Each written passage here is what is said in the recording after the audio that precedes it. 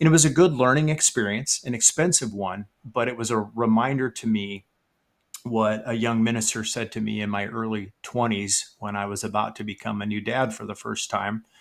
I should say mid to late 20s. And he said, Caleb, everything that you'll ever need to succeed is already resident within you.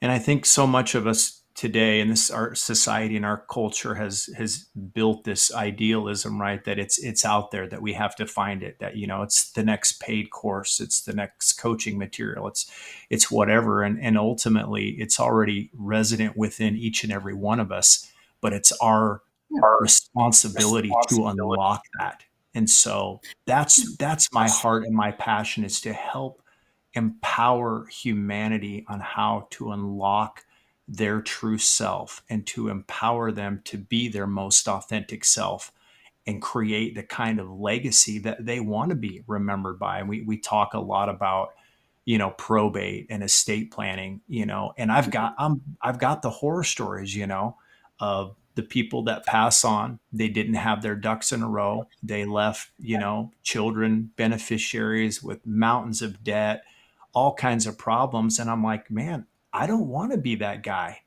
I Yeah, don't yeah. want my kids to remember me that way. And I'm so grateful for the faith walk part of my journey, right? Because I learned Mhm. so much about, trusting the creator, having faith in something greater than myself, but it was always my heart's desire to be on the other end of that spectrum. Instead of the guy receiving the love offerings, I want to be the guy donating.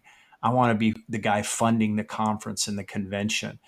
And so, as I approached breakthroughs, right? These plateaus we all go through, is where it's kind of like, the whole peeling an onion uh, analogy, right? You Mhm. get down to these layers of your character. You thought, you could handle certain things, and I go, okay, God universe was waiting to entrust me with certain levels of, right, authority, Yeah. financial ability, right? Because ultimately that kind of stuff will destroy people, and it has destroyed many a good man and Right. woman: power, influence, wealth, money. And so when I recognize this calling of stewardship, it terrified me.